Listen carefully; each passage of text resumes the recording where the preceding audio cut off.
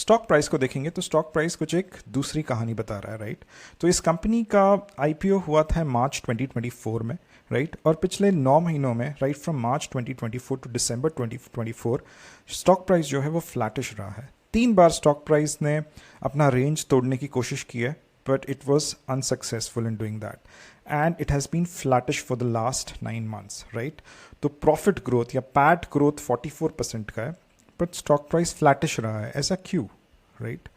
तो अगर यहाँ पे अगर आप देखोगे, I've captured this graph in this box as well, right? Stock price is 713 9 months back. Now it's 723.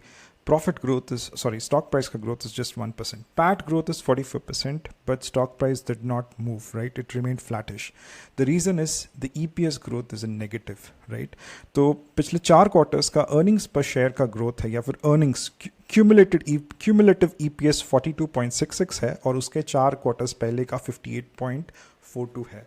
तो EPS and PAT are two different things when we'll kind of do fundamental analysis, right? इसको मैं एक अच्छे से समझाता हूँ, right. यहाँ पे अगर आप P&L में देखोगे, the net profit for March 2023 is 38 crores, right? And number of shares is around 5.73 crores, right?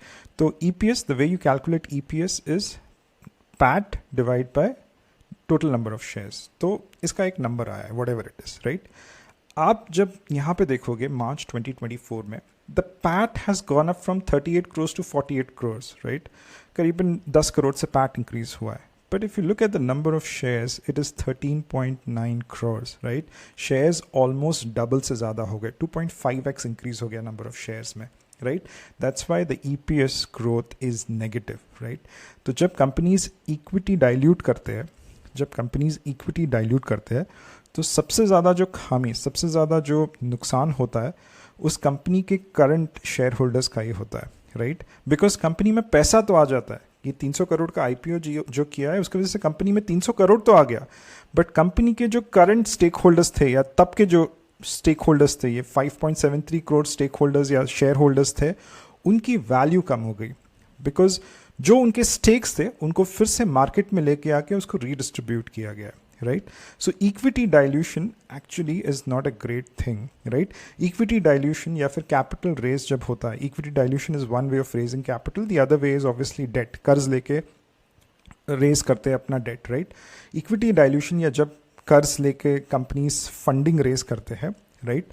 तो उनके जो बैलेंस शीट्स होते हैं या फिर P&Ls होते हैं, उन पे काफ़ी ज़्यादा इम्पैक्ट होता है, और जो उनके पुराने शेयर होल्डर्स होते हैं उनको काफ़ी एतराज़ होता है इस बात से। So if you understand what the traditional shareholders और traditional investors like Warren Buffett और राकेश झुनझुनवाला यूज्ड टू से कि यार हमको ऐसे कंपनीज में इन्वेस्ट नहीं करना है जो बार बार इक्विटी डाइल्यूट करती है, क्योंकि जब वो इक्विटी डाइल्यूट करती है तो मेरा जो स्टेक है वो कम होते जाता है, मेरा जो EPS है वो कमज़ोर होते जाता है, राइट। हमें वो कंपनीज पसंद है जो थोड़ा कर्ज ले ले, थोड़ा डेट ले ले, और फिर उस कर्ज को एक तरह से अपने केपेक्स में इन्वेस्ट करके अपना फ्यूचर ग्रोथ ले।